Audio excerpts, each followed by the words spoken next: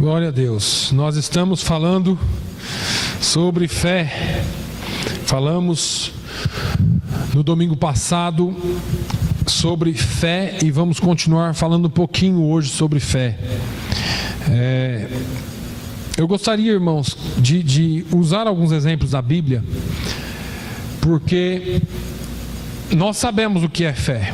A Bíblia dá a definição do que é a fé. A Bíblia nos ensina sobre a fé em diversos aspectos, mas nos dá exemplos de fé também. E a nossa fé tem que ser uma fé prática, uma fé que traga resultados, uma fé que a gente possa ver e não somente falar dela. Então eu quero nessa manhã trazer aqui talvez 1, 2 ou 3 exemplos, conforme o tempo nos permitir. Eu também não quero ser longo, até porque minha voz já não está aquelas coisas. Mas eu quero mais uma vez trazer exemplos práticos de fé para a nossa vida. O primeiro exemplo que eu quero usar, eu quero falar um pouquinho sobre Pedro e sobre os discípulos, em Mateus no capítulo 14.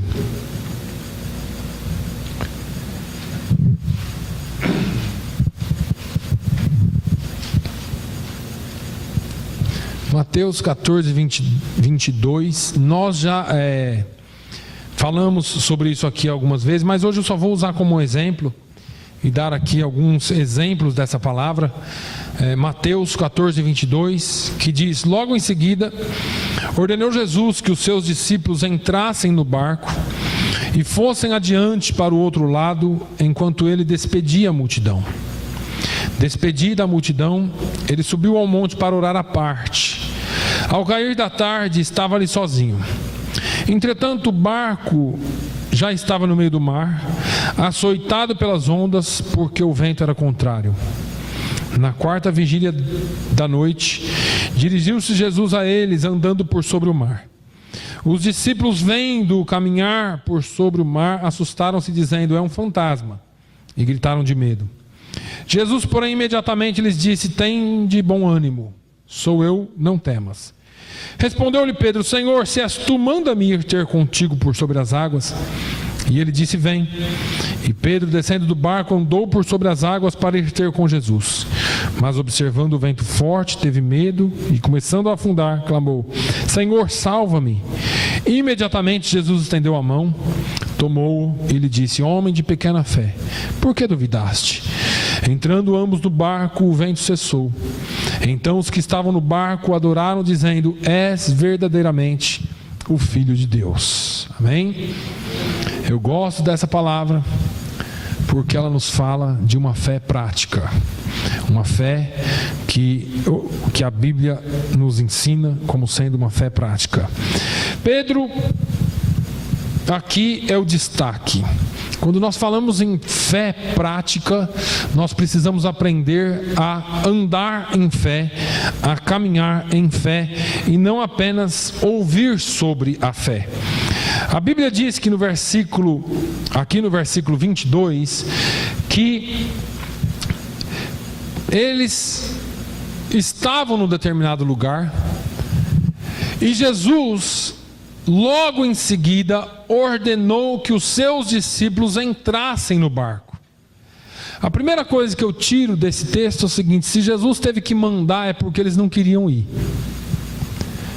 Eu acho que os discípulos já tinham passado por alguma experiência antes com Jesus.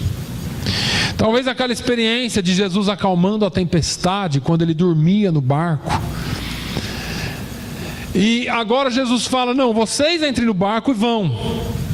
Aquele dia eles passaram muito medo, no dia em que Jesus estava no barco, e Jesus acalmou a tempestade. Agora eles não iam ter Jesus no barco, eles iam sozinhos. E eles então, talvez temendo, não queriam ir, mas Jesus ordenou, mandou, compungiu, pediu com força para que eles entrassem no barco e fossem para o outro lado do barco. E aí ele sobe ao monte para orar e o barco vai para o meio do mar. Isso já era tarde, irmãos. Já era tarde. Agora, a Bíblia diz que no versículo seguinte, no versículo 24, que o barco era açoitado pelas ondas, porque o vento era contrário. O barco era açoitado pelas ondas e os discípulos começaram a temer. Veja que na nossa vida espiritual, na nossa caminhada por essa vida, nós estamos num barco dentro do mar. É o mar da vida. E muitas vezes eu quero comparar o barco aqui como a igreja, porque tem muita gente que não vem para Jesus, não entra no barco até que Jesus provoque que ele entre. Até que Jesus dá um puxão e fala: você vai entrar. E essa ordem de Jesus pode implicar numa situação que Jesus provoca, ou numa condição que Jesus provoca, e depois que você está no barco, Jesus prova a sua fé, permitindo que ondas batam, ou venham, ou açoitem o seu barco. Nessa vida que nós estamos, a vida cristã, muitas vezes a sua vida, o seu barco vai ser açoitado pelas ondas. A sua vida vai se dar de frente com o vento contrário. Nem sempre o vento está a favor da vida do crente. Deixa eu fazer uma pergunta para você. Eles entraram no barco, não entraram? Eles estavam obedecendo, não estavam?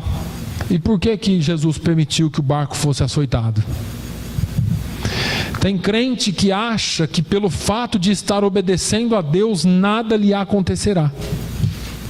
Nada vai me acontecer, porque afinal de contas eu sou fiel nos dízimos, eu não falto na igreja, eu sou fiel na leitura da palavra de Deus, eu oro todo dia, eu sou crente até o tutano, e nada vai me acontecer. E o seu barco começa a ser açoitado pelas ondas. E você começa a ter dúvida de pensar: o que é que Deus está permitindo na minha vida? Por que é que Deus permite isso na minha vida? E eu quero que você mude a pergunta. Deixe de perguntar por quê e comece a perguntar para quê. Qual é a intenção de Jesus, ou quais são os planos de Jesus para que o seu barco seja açoitado pelas ondas? O barco era açoitado pelas ondas, o vento era contrário. Quantas vezes você, na sua caminhada cristã, parece que você dá um passo para frente e 10 para trás? Mas eu estou fazendo tudo certo, eu estou na igreja, a minha vida está bem com Deus, mas parece que está tão difícil eu caminhar, porque tudo vem contra mim. E aí nós ficamos pensando se nós estamos fazendo alguma coisa errada.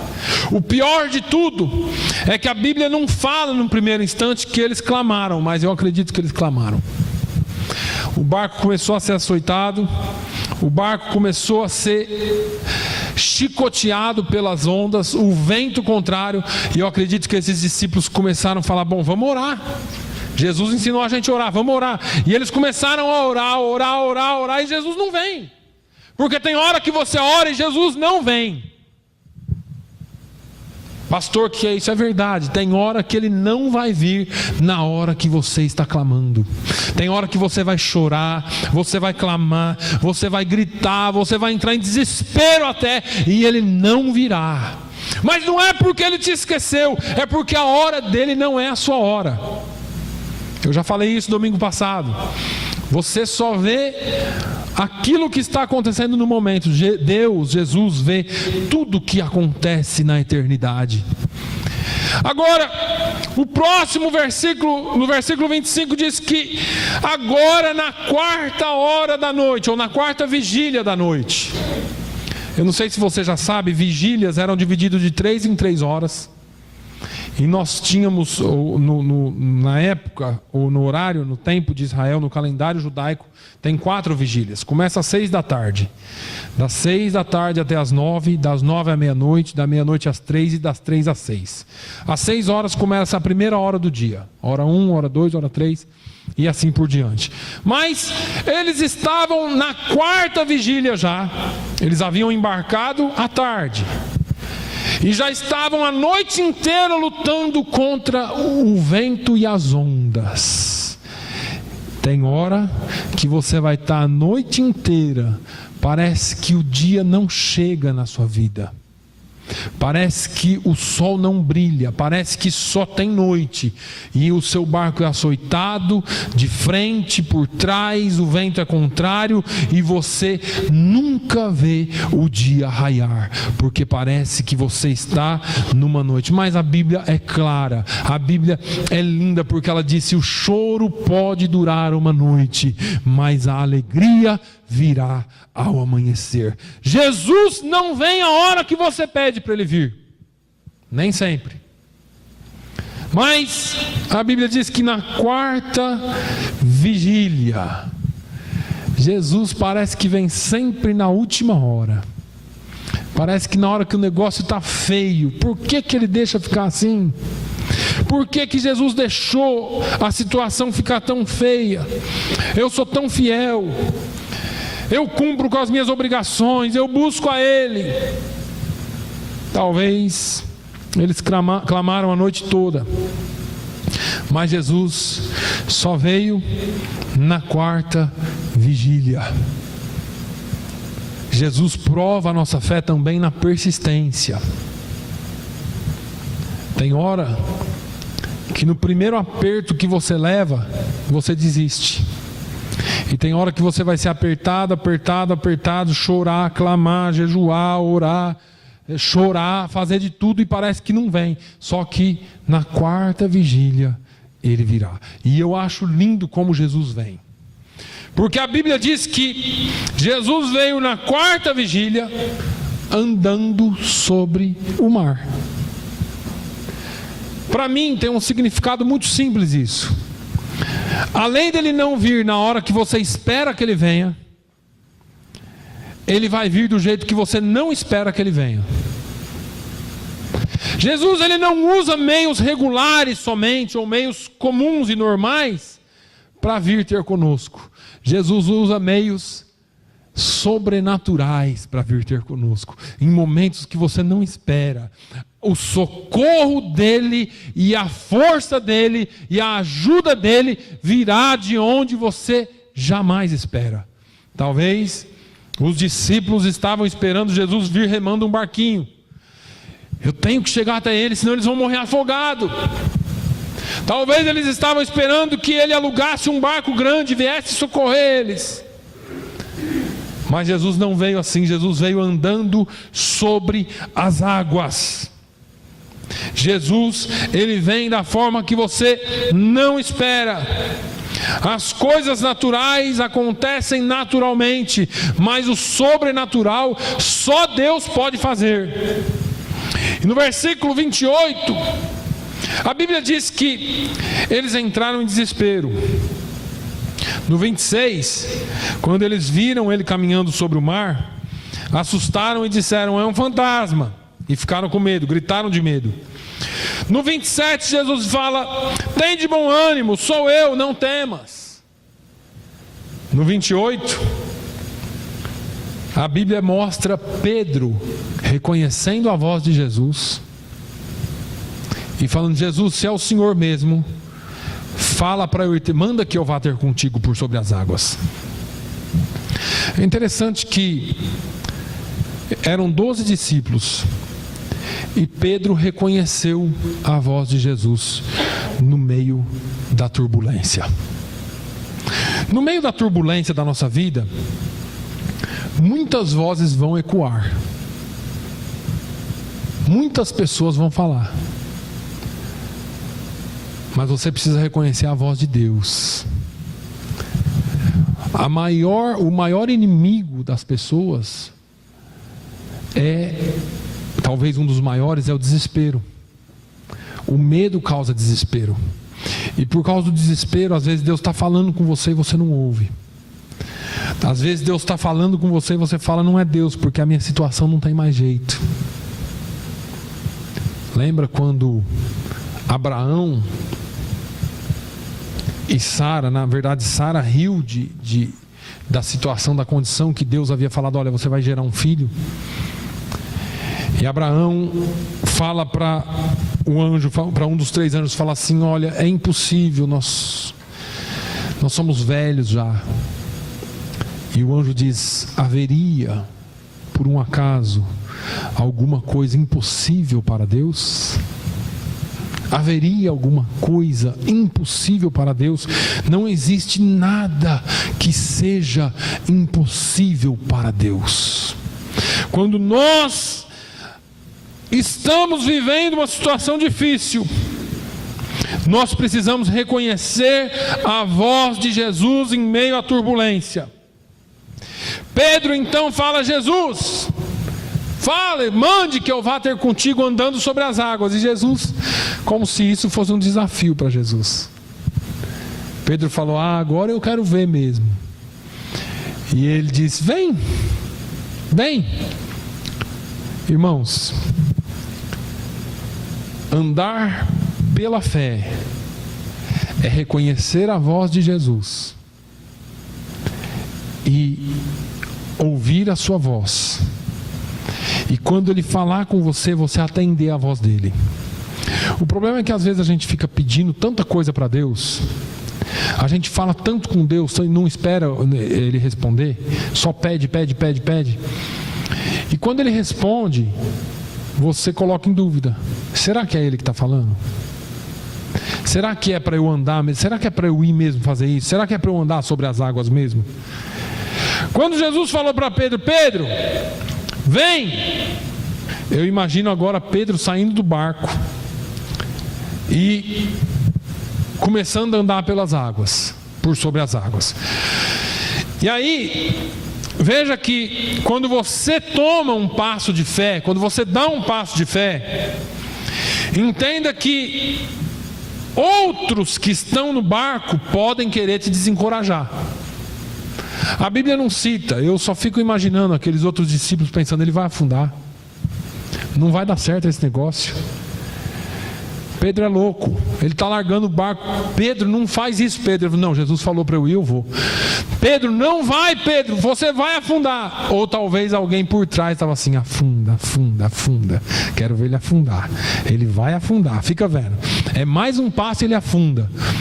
Sabe aquela torcida contra, para que você não progrida na vida espiritual? Não é lá fora, irmãos, é aqui dentro.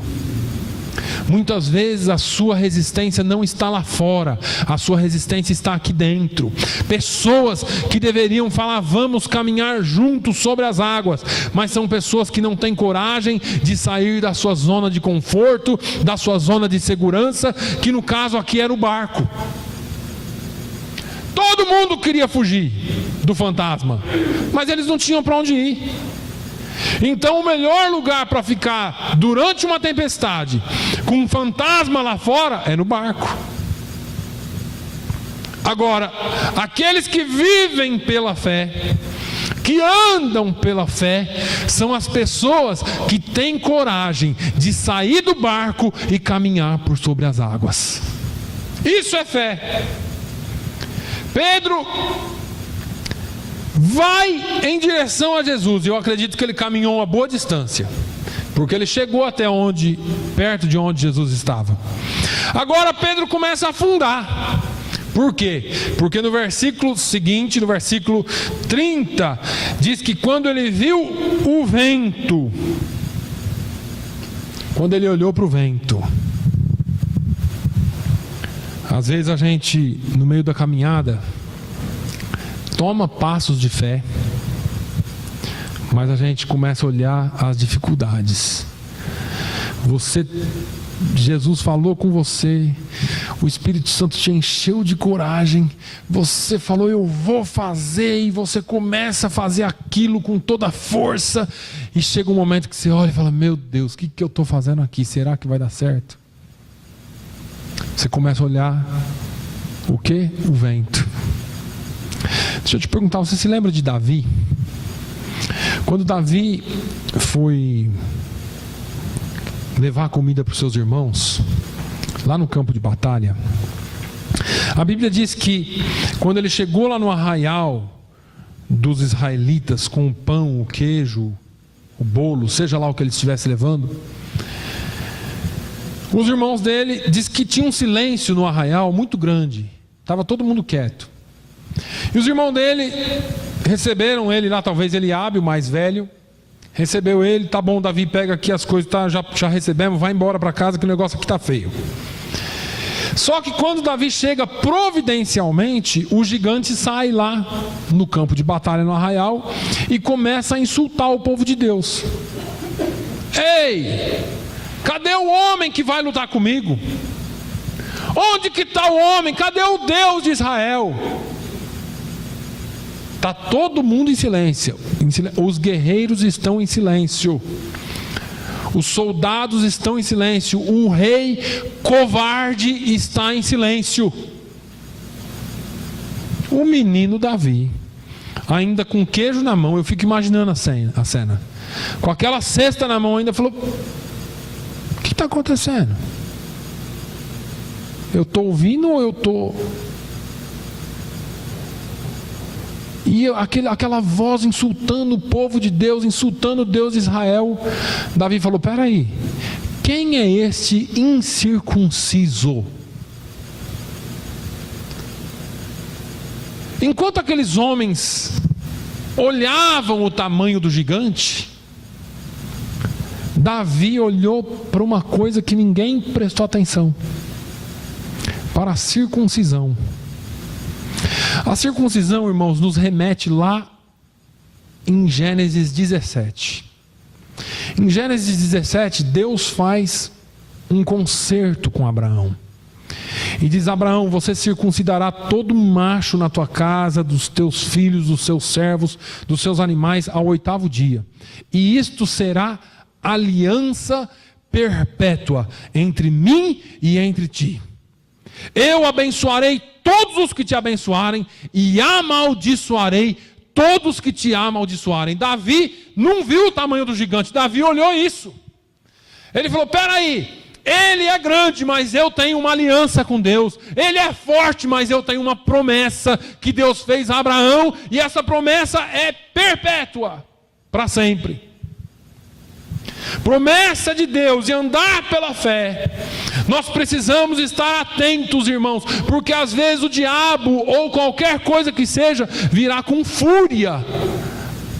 Mas você tem aliança perpétua com Deus. Você tem a promessa. Ele pode ter a força, mas eu tenho a promessa. Ele pode ter o tamanho, mas eu tenho a aliança com Deus. E é essa aliança que me dá força de seguir. Agora, Pedro, ele sai para andar sobre as águas e olha o tamanho do problema. Será que Davi estava preocupado com o tamanho do problema? Às vezes nós nos preocupamos com o tamanho do problema porque nós tiramos o nosso olhar de Deus. Quando nós olhamos só para Deus, não tem problema grande. Não tem problema insolúvel. Ah não, mas o advogado já falou que isso não tem jeito. Está acabado. O médico falou que isso não dá mais. A justiça já decretou. Porque você tirou o olhar de Deus. E aí quando a gente tira o olhar de Jesus, nós começamos a afundar. Só que a Bíblia é linda, porque a Bíblia nos mostra todos os lados. A Bíblia mostrou Pedro como um homem de fé, saindo do barco e andando sobre as águas. Mas mostra também o lado humano de Pedro, que todos nós temos. Eu vou voltar um pouquinho para Davi. Quando Davi foi lutar com o gigante, o Saul ofereceu o que para ele? Sua couraça, sua vestimenta de guerra, espada, escudo, lança, tudo. Davi colocou aquele negócio tudo lá. Não dava certo. Sabe por que não dava certo? Porque Davi não ia lutar naturalmente contra o gigante. Outra coisa, aquela roupa tudo lá era de um homem em pecado e covarde diante de Deus. Nós não lutamos com armas que não são para nós, irmãos. Paulo diz que as nossas armas não são carnais, mas sim espirituais. A arma de um pecador não serve em você. Mas deu certo lá com ele, mas comigo não vai dar, porque eu tenho que seguir o que Jesus manda. Agora, Davi vai e pega quantas pedras no riacho? 5. Certo? Por que Davi pegou 5 pedras? Se ele sabia que Deus ia dar vitória para ele. Porque a Bíblia mostra o nosso lado humano. O nosso lado humano, ele está sujeito ao erro. Davi falou, vou pegar 5, porque se eu lançar uma e errar, eu tenho mais 4. Irmãos, você não vai acertar em tudo que você faz. Nós somos humanos. Pedro andou sobre as águas, mas ele afundou. Nós somos humanos. A Bíblia mostra o lado humano. A Bíblia não mostra super-homens que só venceram. Mostra que ele afundou andando sobre as águas, ele duvidou. Mas Pedro, quando ele andou sobre as águas e começou a afundar, o que aconteceu? A Bíblia diz que ele clamou por Jesus. Jesus, me ajude. Pedro sabia nadar, irmãos? Você acha que Pedro sabia nadar? Você acha que não, Tina? Eu acho que ele não só sabia nadar, como sabia muito bem nadar. Sabe por quê? Porque ele foi criado numa vila de pescadores. Ele era pescador profissional. Ele vivia no mar. E sabe por que ele sabia nadar? Porque a Bíblia diz que ele sabia nadar. Em João 21 ou 22, lá no finalzinho, quando Jesus vem na praia encontrar eles, e Pedro está lá no barco, a Bíblia diz que ele pulou na água e veio nadando. Então ele sabia nadar. Agora, ele começou a afundar, ele poderia muito bem ter nadado de volta para o barco, mas ele não nadou. Ele falou, Jesus, me socorre. Por que Pedro preferiu o socorro de Jesus ao invés de sair nadando? Porque quando você estiver andando pela fé, você não pode confiar nas suas próprias habilidades. Você não pode confiar na sua própria experiência. Não, isso aqui tudo bem, deu errado, mas eu vou fazer assim porque eu já fiz isso antes e deu certo. Não confie na sua experiência. Não confie na sua habilidade. Confie em Jesus. Porque se Ele falou, vem, você pode vir andando sobre as águas. E se você falhar, Ele te socorre. Agora, a grande coisa que eu vejo aqui em tudo isso, irmãos, é que Pedro, ele foi andando sobre as águas, ele começou a afundar, ele pediu socorro para Jesus, e aí a Bíblia diz no versículo 32 que quando eles, versículo 32, vamos lá, entrando ambos no barco, quem entrou no barco de volta? Jesus e Pedro, certo? Isso aqui, irmãos, é lindo, porque mostra que Jesus não deixou Pedro afundando. Jesus imediatamente socorreu ele. E o que vocês acham que Jesus fez com ele? Talvez Jesus pegou ele pelo braço e foi arrastando para o barco? Não, eu não acredito. Acho que Jesus pegou ele e falou, Pedro, você está comigo, anda sobre as águas. Vem comigo. E Pedro foi andando sobre as águas. Vem comigo, Pedro, você está comigo. Vem comigo. É assim que tem que ser a vida do crente. Quando você começar a afundar, Jesus vai te dar a mão e falar, pode ficar de pé e vem comigo. Anda sobre as águas. Tenha fé de andar sobre as águas. Você não está sozinho. Agora você está comigo. Ande sobre as águas. E aí, eles voltaram para dentro do barco. E talvez os outros discípulos disseram, ele afundou. Não falamos que ele ia afundar? Só que só ele andou sobre as águas. E só ele voltou com Jesus andando sobre as águas. O engraçado é que quando eles entraram de volta para o barco, os discípulos todos adoraram a Jesus e falaram, verdadeiramente tu és filho de Deus. Fácil dizer isso no barco. É fácil dizer isso quando você está no conforto da sua segurança. Difícil você reconhecer a grandeza de Deus no meio da dificuldade. Agora, Esses 11 discípulos que estavam lá, eles viram o milagre acontecer. E isso é lindo. Mas Pedro viveu o milagre. Você pode ver o milagre todo dia. E tem gente que vê milagre todo dia. Nossa, aconteceu um milagre na vida da irmã Aldina que foi lindo. Aconteceu um milagre na vida do irmão Antônio. Aconteceu um milagre na vida do irmão Manuel. Você só fica falando dos milagres que aconteceu na vida dos outros, mas você não tem milagre para contar da sua vida, porque você não vive por fé. Só quem vive pela fé pode contar milagres. Olha, aconteceu comigo. Todos os 11 poderiam falar: nós vimos Pedro andando sobre as águas. E Pedro levantar no culto e falar assim: eu andei sobre as águas. Que diferença! Que diferença daqueles que vivem por fé e daqueles que vivem por vista. Porque algumas pessoas só veem o milagre, outras vivem o milagre. Aqueles 11 homens puderam dizer: verdadeiramente tu és filho de Deus, porque nós vimos o que o Senhor fez. Pedro fala assim: não, eu sei que ele é filho de Deus, porque eu vivi o milagre junto com ele. A diferença do crente que anda pela fé. A fé nos faz viver com ousadia. A ousadia que Pedro teve para andar sobre as águas é algo espantoso. E tem hora que você vai olhar e você vai falar: Jesus está te chamando. E você pode escolher entre ir até onde Jesus está ou esperar que ele venha até você. Na verdade, é muito melhor a gente deixar a segurança do barco e ir ter com Jesus e viver o milagre, do que ficar no barco esperando que Jesus venha e vendo milagres. Porque aquele que sai do barco, ele vive, e aquele que espera no barco, ele só vê. Isso é uma grande diferença. Na nossa tempestade, na tempestade da nossa vida, Jesus vem ao nosso encontro, mas Ele convida a todos nós a ir ao encontro dEle e andar sobre as águas do mar. A fé proporciona e produz em nós ousadia, irmãos.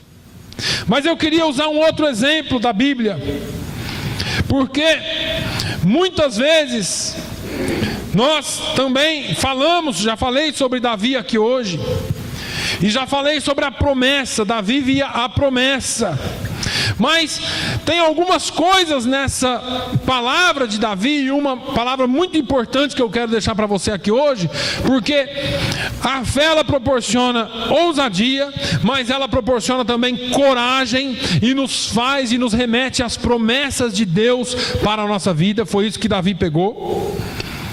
Agora, é interessante que quando o gigante cai de cara no chão, Davi vai lá, tira a espada dele e corta a cabeça dele. E a gente fica pensando: era o costume da época, isso tudo e tal. Deixa eu te perguntar uma coisa: você já viu gente sem perna andando na rua? Sem perna? Tem, né? De cadeira de roda, tal. E sem braço? Sem olho? Sem cabeça? Não tem ninguém sem cabeça andando na rua? Não. Porque problema a gente mata. Problema você não corta o pedacinho dele, porque ele vai voltar. Davi sabia disso. Problema você não corta asinha para ele não voar. Problema você não corta a mãozinha para ele não pegar. Problema você mata, corta a cabeça, corta na raiz. Davi sabia disso. A fé nos proporciona coragem para resolver os problemas na raiz, para acabar com o problema na raiz e não deixar ele aí andando sem perninha. Você fala: aquele problema ali era meu, ó, mas eu cortei a perna dele. Só que um dia ele vai voltar e se vingar de você. E tem muito crente brincando com o problema, porque ele corta um pedacinho, uma mãozinha, um bracinho do problema, e fica todo alegre porque venceu essa guerra, mas não venceu a batalha toda.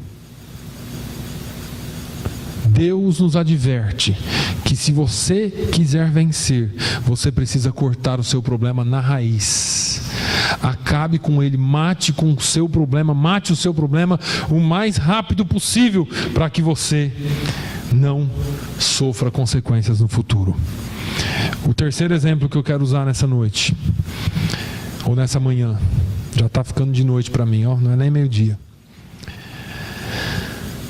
Gideão, está lá em Juízes, no capítulo 6, fala de Gideão. A fé nos ensina algumas coisas, e eu quero usar a vida de Gideão. Abre sua Bíblia em Juízes, no capítulo 6. Juízes está depois de Josué, tá? Gênesis, Êxodo, Levítico, Número, Deuteronômio, Josué, Juízes. No capítulo 6, irmãos, no versículo 11.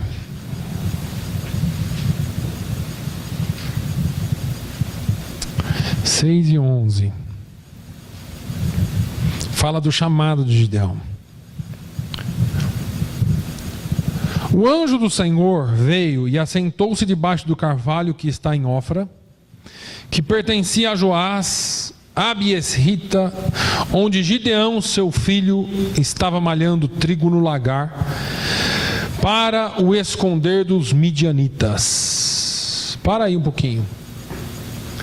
Gideão estava fazendo o quê? Malhando o trigo no lagar. Quem veio lá do Portugal, da cultura do vinho, sabe que lagar é lugar de guardar vinho, né? De fazer vinho. E trigo se malha onde? Na eira. Certo? Trigo se malha na eira. Para a gente entender aqui, é mais ou menos o lugar onde espalha o café para secar. Bate lá e aquele milho cai todo, aquele trigo cai todo num lugar liso e esparrama para ele secar, certo? E o lagar é para fazer vinho, correto? E Gideão estava malhando o trigo na onde? No lagar. A Bíblia não se enganou. Aqui os medianitas já há 6 anos vinham roubando e saqueando o povo judeu. Eles vinham escravizando o povo de Israel. E o povo de Israel perdia tudo que fazia. Então o povo pegava o trigo, ia para a eira, malhava o trigo, os midianitas vinham e roubavam o trigo. Levava tudo embora. E eles estavam já numa situação difícil. E você tinha 2 escolhas: ou deixa o trigo lá para secar e morrer, ou você faz escondido. E Gideão vai lá. Gideão pega o trigo e vai malhar o trigo no lagar, onde ninguém acharia ele, só o anjo do Senhor. Agora o que eu aprendo com isso é que ele foi malhar o trigo no lagar, mas ele precisava de uma eira, mas ele só tinha um lagar. Se você só tem um lagar em lugar da eira, significa que a eira era o lugar ideal, correto? Era a situação ideal que ele precisava. Só que ele só tinha um lagar. E eu aprendo com isso que pela fé eu uso o que eu tenho para que eu possa chegar ao meu ideal. Se eu não tenho agora o que eu preciso, eu vou usar o que eu tenho para que um dia eu possa chegar ao que eu preciso ter. O que eu não posso fazer é ficar de braço cruzado, vendo a banda passar. O problema é que muito crente fala assim: ah, mas se eu tivesse, eu vou falar para vocês, se eu tivesse aqui 100 crentes no culto em português, um grupo de louvor maravilhoso, que vocês não tivessem que ouvir minha voz esganiçada cantando aqui, ia ser lindo para mim. Só que hoje eu não tenho a eira, eu só tenho o lagar. Então eu uso o lagar porque eu sei que um dia Deus vai me dar a eira. Mas nós não, eu só vou fazer se eu tiver 50. E Deus não age assim.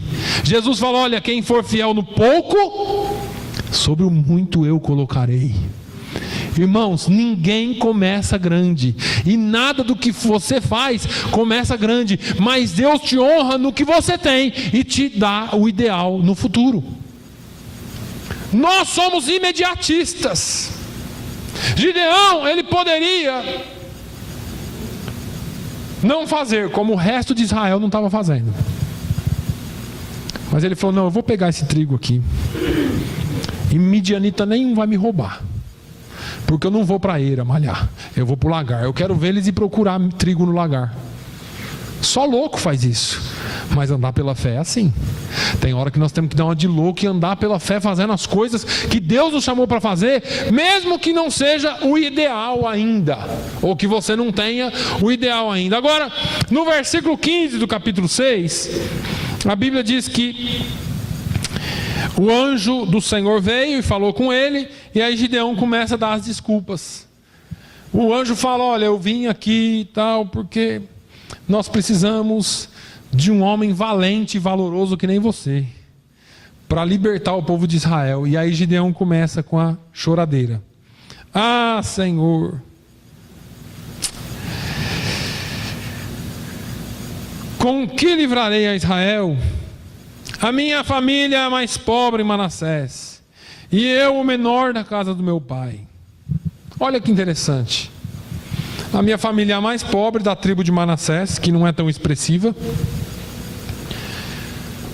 E eu sou mais novo. Ele estava dizendo aqui: olha, além da gente ser pobre, eu não tenho a bênção da primogenitura. Porque na cultura de Israel, o primogênito era que tinha a primícia em tudo. Ele falou: eu sou mais novo, como que eu vou tomar a frente e liderar os meus irmãos se eu não sou o primogênito? Irmãos, muitas vezes nós vamos ter que vencer limitações impostas pelas circunstâncias da vida. Você não programou para que a vida fosse assim, a vida é assim. Agora você tem que vencer essas limitações para que você chegue onde Deus quer te colocar. Ah, mas eu não sou um bom cantor. Eu não sou mesmo, mas eu tenho que cantar.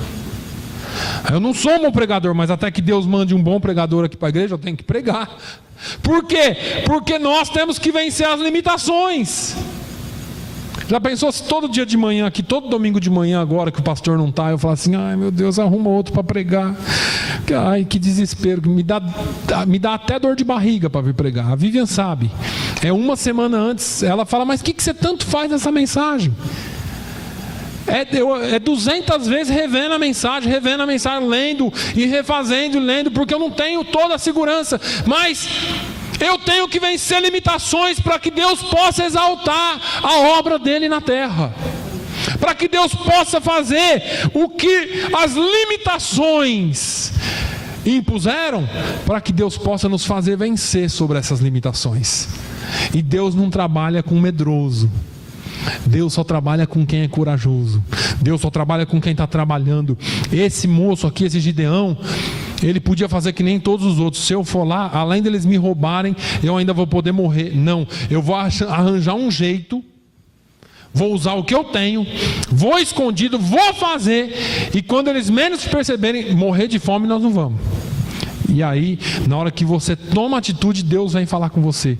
E quando Deus vem falar com a gente, é engraçado que a gente é igual a ele. Ah, Jesus, mas logo eu, por que eu? Eu sou tão ruinzinho, eu sou tão isso, tão aquilo, tão pequenininho. E nós precisamos vencer essas limitações. O anjo falou para ele: varão valoroso, o Senhor seja contigo. Irmãos, se Deus é por nós, quem será contra nós? Se Deus está na causa, quem é que pode ir contra nós? Se Deus te acha um varão ou uma varoa valorosa, quem é que pode se levantar contra você? Vença as limitações, vença o que as circunstâncias colocam diante de você e faça a obra de Deus pela fé, porque Ele é contigo. Amém? Que Deus nos abençoe no nome de Jesus. Pai, nós queremos caminhar pela fé, nós queremos andar de acordo com a Tua palavra. Senhor, se não for pela Tua palavra, nós não somos nada. Se não fora por Ti, Jesus, nós seríamos como ovelhas prontas para ir para o matadouro. Mas o Senhor teve compaixão de nós. Ensina-nos, Senhor, e nos dê ousadia pela fé para andar sobre as águas. Nos dê coragem, Senhor, para não olhar para o tamanho do gigante, mas para olharmos, Senhor, para a promessa que o Senhor tem para nós. Nos dê, Senhor, também, ó Deus, a coragem, Senhor, e ensina-nos a encarar a realidade, meu Deus. Oh, meu Deus, nós precisamos fazer com aquilo que nós temos. Talvez nós olhamos uns para os outros aqui e dizemos, nós somos uma igreja tão pequena. Master Builder Ministries é um ministério tão pequeno, mas com aquilo que o Senhor nos deu, nós temos impactado nações, nós temos impactado vidas em outros continentes, nós temos impactado vidas no Brasil, em Portugal, nós temos impactado vidas na Ucrânia, nós temos impactado vidas na Rússia, na África, no Zimbábue, em Gana, onde o Senhor tem enviado os seus servos para falar, tanto pessoalmente como pela internet. Senhor, quantas vidas são impactadas pelo rádio. Meu Deus, obrigado, porque com aquilo que o Senhor nos deu, nós temos feito, Senhor, e nós sabemos que um dia nós chegaremos ao ideal, um dia nós chegaremos a ter os recursos que nós precisamos para fazer mais para Ti, Senhor. Meu Deus, nos dê vida. Ó Senhor, cuida da nossa fidelidade no pouco, Senhor, e se assim aprouver ao Senhor, nos coloque em um lugar, Senhor, onde nós possamos dizer, bendito seja o Senhor para sempre. Meu Deus, que nós sejamos crentes de reconhecer que o Senhor verdadeiramente é o Filho de Deus, não apenas por estarmos no barco, mas porque nós caminhamos sobre as águas contigo, nós caminhamos em fé, nós caminhamos nos teus milagres, nós caminhamos na tua revelação, nós caminhamos lado a lado e de braços dados contigo, para a honra e glória do teu nome. Nos dê, Senhor, uma semana abençoada na tua presença, é o que eu te peço no nome de Jesus. Que o amor de Deus, a graça do nosso Senhor e Salvador Jesus Cristo, a comunhão e a consolação do Espírito Santo seja sobre todo o povo de Deus, hoje e sempre. Todos digam amém.